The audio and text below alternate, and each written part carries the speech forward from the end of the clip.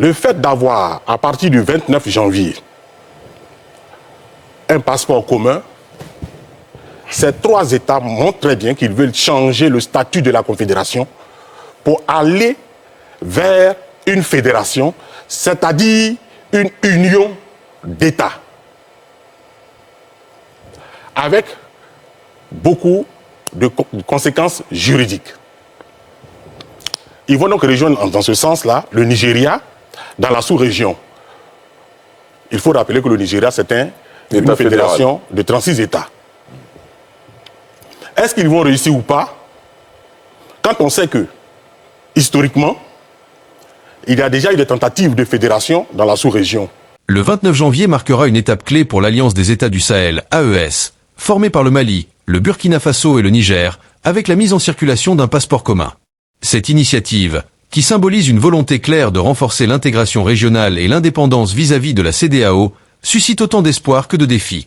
Geoffroy-Julien Coao, juriste constitutionnaliste, il explique que cette décision traduit une volonté des pays membres de l'AES de s'affranchir davantage de l'influence de structures comme la CEDEAO, perçue par certains comme un outil de domination économique et politique. Ce passeport commun symbolise une avancée vers une autonomie régionale et pourrait poser les bases d'une fédération future.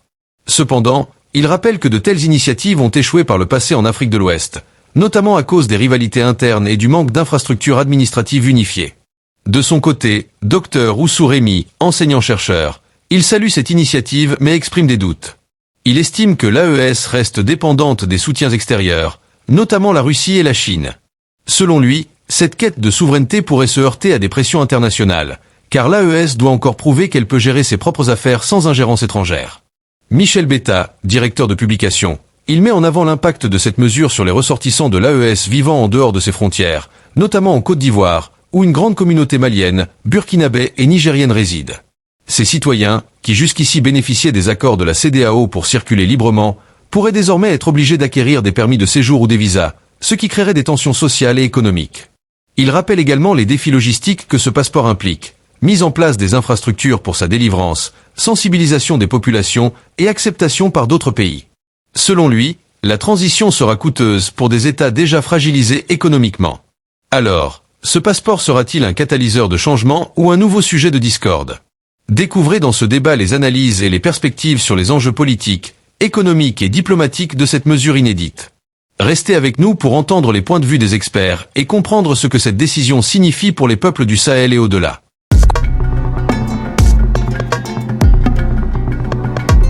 Retour sur le plateau de NCI 360, Geoffroy-Julien Coao, juriste constitutionnaliste, éditorialiste, nous a rejoint. Geoffroy-Julien Coao, bonsoir. Bonsoir. Comment ça va? Très bien. Merci beaucoup. On aurait dû une équipe avec presque la même couleur de cravate. Bon, c'est une belle coïncidence en tout cas. Alors messieurs, je vous l'annonçais, l'AES, la Confédération des États du Sahel, va mettre en circulation à compter du 29 janvier prochain, c'est-à-dire mercredi prochain, un passeport pour les ressortissants des 3 pays qui composent l'Alliance, le Mali, le Burkina Faso et le Niger. Information rendue officielle à travers un communiqué du président de l'AES, Assimi Goïta, une étape importante dans la quête de souveraineté des pays de l'AES, mais qui pose aussi des questions sur les rapports entre la CEDEAO et l'AES en matière de libre circulation des peuples dans les 2 espaces. On fait le point avec Pierre Dipaumelin et on en parle juste après. Les nouveaux passeports de l'AES seront en circulation à partir du mercredi 29 janvier 2025. Les anciens documents de voyage demeureront valables jusqu'à leur date d'expiration. Les citoyens de l'AES détenteurs des anciens passeports pourront les faire remplacer s'ils le désirent par les nouveaux passeports conformément aux règles en vigueur. C'est ce qui ressort du communiqué de l'AES, l'Alliance des États du Sahel. Le président de l'AES, Assimi Goïta, rassure les populations que toutes les dispositions utiles seront prises pour garantir l'effectivité de la libre circulation des personnes et des biens au sein de l'espace confédéral. La mise en circulation des nouveaux passeports de l'AES coïncide avec l'expiration du délai de sortie des pays de l'AES de la CEDEAO, Communauté économique des États de l'Afrique de l'Ouest. Ce départ sera effectif 1 an après l'annonce du retrait, conformément au texte de l'organisation, après que les autorités au pouvoir dans ces 3 pays aient rejeté le délai de rétraction de 6 mois accordés par la communauté économique avant leur retrait définitif.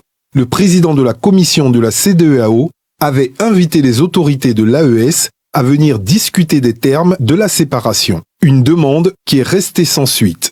Mais les autorités de l'AES s'étaient empressées de déclarer que les ressortissants de la CEDEAO circuleraient sans visa dans l'espace de l'AES.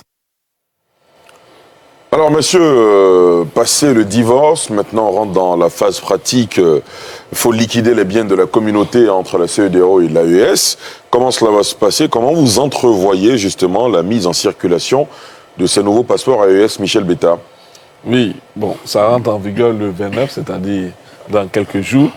Mais quand on regarde la configuration de l'AES aujourd'hui, c'est-à-dire l'AES, les chiffres qui m'ont été donnés de voir, ils ont près de, je veux dire, 11 millions de ressortissants, ne serait-ce qu'en Côte d'Ivoire, on parle de 3 millions de Maliens, 3 millions de Nigériens, 3 millions de Burkinabés, donc le chiffre, on est à près de 9 millions d'habitants de ces zones-là dans notre sous-région. Et au plan économique, quand on regarde l'AES, c'est 8% des échanges de la CEDEAO. Je veux dire que, en fait, en termes économiques, ça ne va pas trop agir sur nombreux pays. Il y a 15 pays dans la CEDEAO, ça ne va pas trop agir sur ces nombreux pays-là, mais ils auront plus le réveil de leurs décisions. Parce que quand tu prends la population, il y a parmi eux des étudiants, il y a parmi eux des travailleurs qui bénéficient de la notion de libre circulation des biens et des personnes dans la sous-région. Donc, tout cela, mis ensemble, ils devront subir maintenant l'effet contraire de ce que l'AES fait aujourd'hui, c'est-à-dire qu'ils devront payer au-delà de ce qu'ils payaient par le passé. D'autres ils vont atteindre peut-être 300 000 pour certains étudiants, pour les inscriptions dans certains centres. Donc, tous ceux-là sont aujourd'hui inquiets.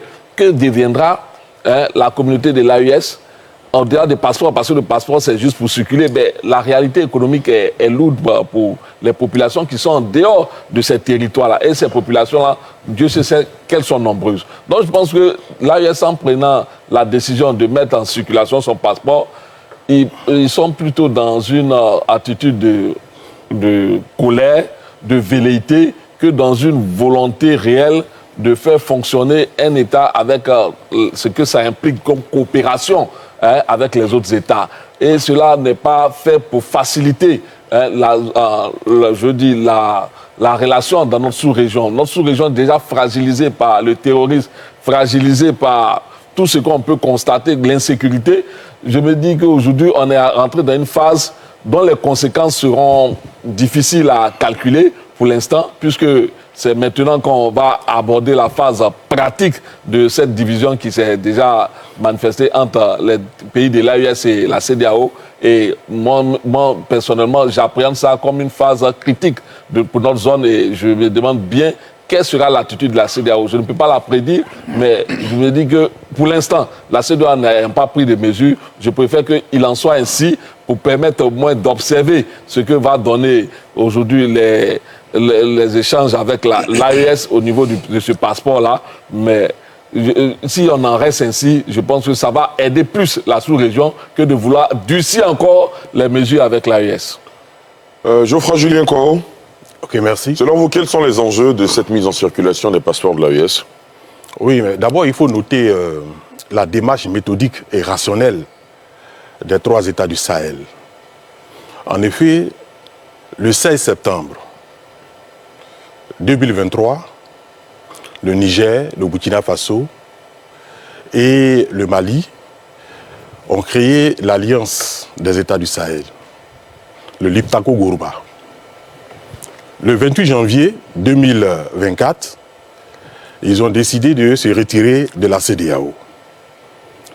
Le 6 juillet de la même année, ils ont renforcé le statut juridique de leur alliance en lui conférant le statut d'une confédération, c'est-à-dire d'une association d'États. C'est cela. Et depuis le 23 janvier 2025, ils ont annoncé la création d'un passeport commun à partir du 29 janvier 2025. De ce qui précède, Niamey, Ouagadougou et Bamako montrent leur intention sans équivoque et irrévocable de rompre avec la CEDEAO et de créer un nouvel ordre juridique et politique sous-régional. Quels sont les enjeux? Ils ont parlé de passeport, la mise en circulation d'un passeport commun. Qu'est-ce qu'un passeport?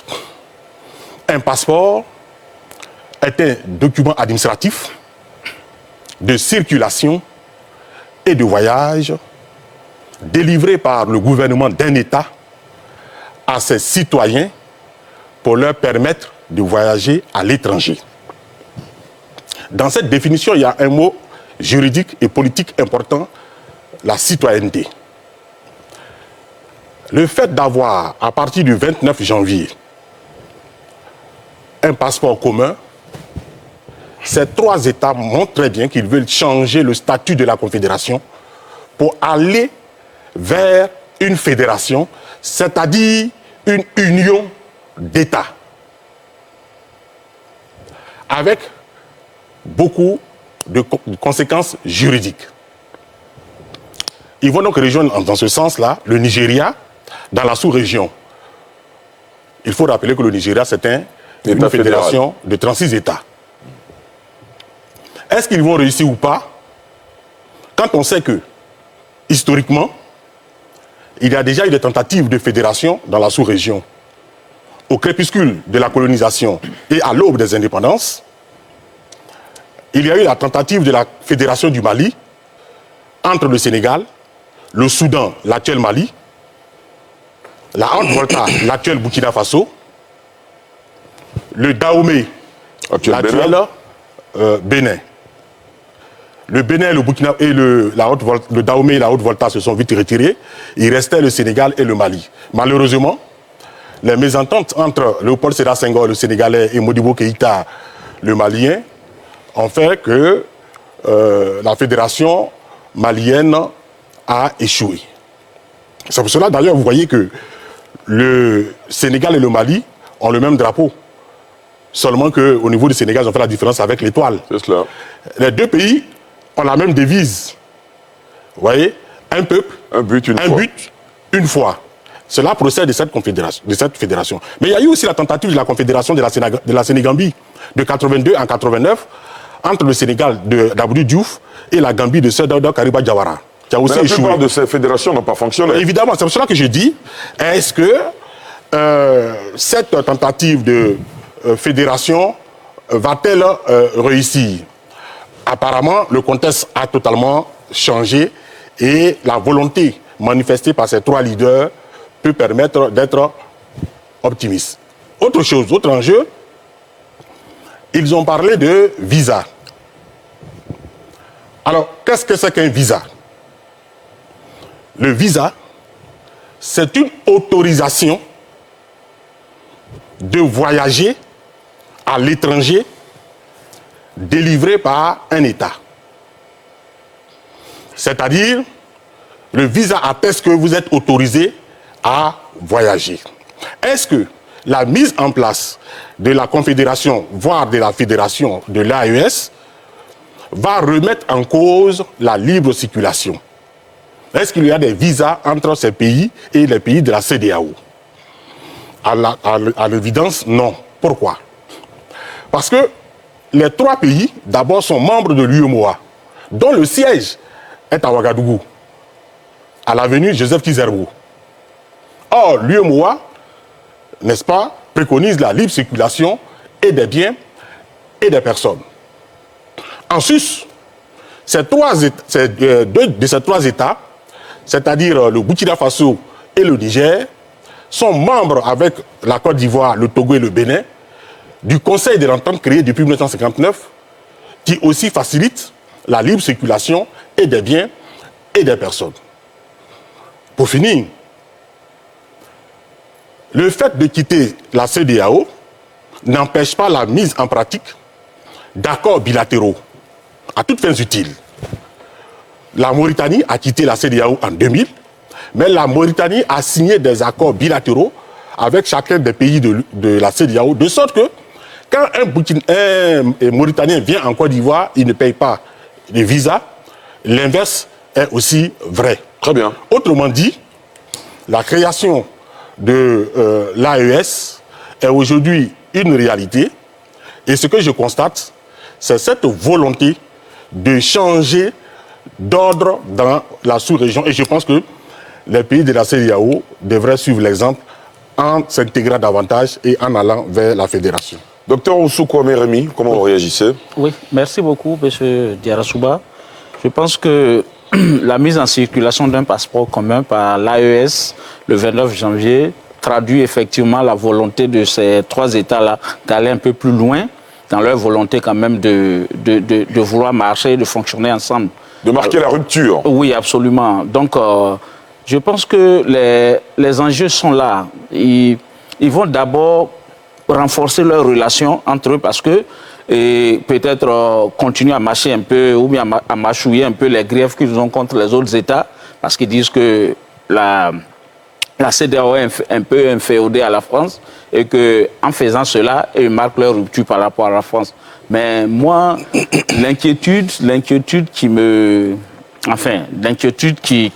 vient en tête, c'est que ils font ça, ils quittent la France pour aller vers la Russie, parce que déjà, ils commencent à signer des accords, même les passeports qui seront produits ont commencé déjà à être lorgnés par une société chinoise et tout, enfin, Chine et Russie, évidemment. Mais c'est comme si on tombait des Caraïbes dans Scylla, on quitte quelque chose, on quitte un autre danger pour aller dans un autre danger. En fait, en se mettant dans cette alliance-là, c'était pour prôner un peu leur souveraineté. Mais cette souveraineté-là, elle s'appuie sur quoi? Quand on continue de tendre un peu la main à l'extérieur, quand on continue de demander des armes pour combattre le terrorisme qui commence à gagner du terrain. Donc, moi, je pense que, et en toute chose, je ne suis pas dans ces États, je ne suis pas à leur place, mais je pense qu'en toute chose, il faut savoir raison garder, il faut aller doucement, il ne faut pas prendre de décisions sur des coups de tête, parce que les pays de l'AES, apparemment, ils se sont mis ensemble parce que ils ont un grief profond contre la CEDEAO qui ne les a pas défendus. Au contraire, au lieu de les défendre, ils ont mis sur leur tête un peu des sanctions parce que c'est les militaires qui sont venus au pouvoir. Donc, pour cette raison-là seulement, ils ont décidé d'aller ensemble. Je pense que si on décide de prendre son indépendance, c'est bien. C'est d'ailleurs ce qui est souhaité, mais il faut savoir vraiment avoir les ressources. Il faut savoir quand même disposer des ressources internes, des ressources propres qui vont vous permettre de mettre en place des politiques. Parce que si, pour mener une opération, il faut aller demander des choses à côté, à droite et à gauche, moi je pense que de cette façon-là, on sera toujours dans la position d'infériorité puisqu'on va toujours demander aux autres. Voilà, donc c'est ce que je peux dire. Très bien. Landry? Au regard, il ressort du recensement de la population et de l'habitat de 2021, Recensement en Côte d'Ivoire. En Côte d'Ivoire, bien sûr. Que la population ivoirienne est composée à 22% de personnes issues de pays étrangers et que la forte proportion de cette population d'étrangers se compose de 3 millions de Maliens, autant pour les Burkinabés, et 700 000 Nigériens. 700 000. Mais en tout état de cause, il est tout à fait normal que lorsqu'on décide de mettre en place un ordre politique, juridique d'intégration autre que celui auquel on appartenait, on puisse prendre des mesures lesquelles nous différencient très nettement des autres et puis certainement montrer qu'on peut prendre de l'avance et qu'on est en voie, comme disait M. Kwao Geoffroy, d'aller vers la fédération. Tout état de cause, si tant est que cela participe de la manifestation réelle de leur volonté et que cela peut permettre à leur peuple de connaître de meilleures conditions de vie, de travail, nous leur souhaitons de réussir dans cette entreprise-là. Aussi, j'attends d'eux qu'ils sortent de l'UMOA, ou de l'UMOA plutôt, afin de pouvoir définitivement s'affranchir de l'ogre colonisateur qu'est la France, parce que le franc CFA demeure pour eux, selon le discours idéologique qui a fait leur succès, demeure le marqueur de l'emprise du colon sur eux. Donc, si la démarche est méthodique et elle s'inscrit dans une démarche cohérente, la prochaine marche sera celle de pouvoir se constituer une monnaie, une devise commune. Et nous attendons cela. Si, à défaut, l'on douterait réellement de la capacité de ces pays-là à aller jusqu'au bout et de la sincérité de leur démarche. Mais ce qui est important aussi de souligner, c'est que lorsqu'il évoque le maintien du principe de la libre circulation, et qui est le fait qu'on n'imposera pas de visa aux pays frères, aux ressortissants des pays frères de la CEDEAO, on ne manque pas de souligner, notamment au niveau du Niger, que lorsque vous demeurez sur le territoire nigérien pendant 3 mois et plus, vous devez justifier d'un permis de séjour. Un permis de séjour. Et ça, c'est important, et c'est l'ordonnance de janvier 2025 qui le dit.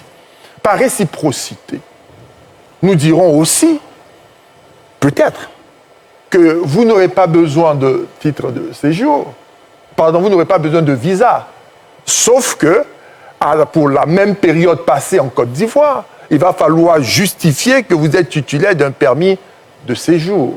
Ce serait de bonne loi. Mais dans ce rapport-là, qui gagne ou qui perd? Fondamentalement, la Côte d'Ivoire est gagnante. Quel que soit le montant qui sera fixé pour le fameux permis de séjour, au regard du nombre de ressortissants de ces pays, autant le Mali, le Burkina et le Niger, comparativement à ceux qui sont des Ivoiriens qui se trouvent de l'autre côté. Donc, d'un point de vue, si je fais froid, d'un point de vue économique et financier, ce sont des ressources nouvelles qui vont pouvoir apparaître dans les caisses de l'État ivoirien, dans son trésor public, afin de pouvoir certainement financer certaines politiques publiques. Étant donné que ces populations sont présentes, elles ne sont pas en transit, elles y vivent, elles y demeurent, elles y prospèrent génération après génération. Et fières de ce qu'elles sont, elles n'ont pas demandé la nationalité ivoirienne, elles sont toujours restées maliennes, burkinabées et nigériennes, et c'est à leur honneur, mais c'est aussi que la réalité politique actuelle va imposer à notre pays de regarder de très près la question des permis de séjour qu'il va falloir supporter pour eux et permettre donc à notre État de pouvoir se financer au mieux, parce que, rappelons-le, nous avons un devoir en tant qu'État de pouvoir veiller à ce que tous ceux qui vivent sur notre territoire aient un égal traitement vis-à-vis des services publics. Donc si on peut avoir un peu plus d'argent pour pouvoir avoir de meilleurs plateaux techniques, un peu plus d'argent pour pouvoir fournir de meilleurs services en matière d'éducation et autres, tant mieux. En tout état de cause, lorsqu'on décide de pouvoir se séparer, on en tire les conséquences. Certaines sont avantageuses et d'autres non. Très bien. Le lancement du passeport commun par l'AES pourrait redéfinir les relations régionales en Afrique de l'Ouest. En tant que symbole de souveraineté, il traduit une volonté de s'affranchir des cadres existants et de tracer une nouvelle voie pour les États membres. Mais comme l'ont montré les discussions, ce projet soulève aussi des questions cruciales. Geoffroy-Julien Coao a souligné l'urgence de construire des bases administratives solides pour éviter les échecs passés. Dr Oussou Rémy a insisté sur le défi d'affirmer une souveraineté véritable face aux influences internationales, tandis que Michel Betta a rappelé l'impact économique immédiat pour les populations, notamment celles vivant à l'étranger. Ce passeport représente bien plus qu'un document, il est une déclaration politique. Mais au-delà des symboles, sa réussite dépendra de la capacité des dirigeants de l'AES à transformer cette vision en une réalité bénéfique pour leur population. Cela implique des négociations avec la CEDEAO, une logistique maîtrisée et des politiques sociales adaptées.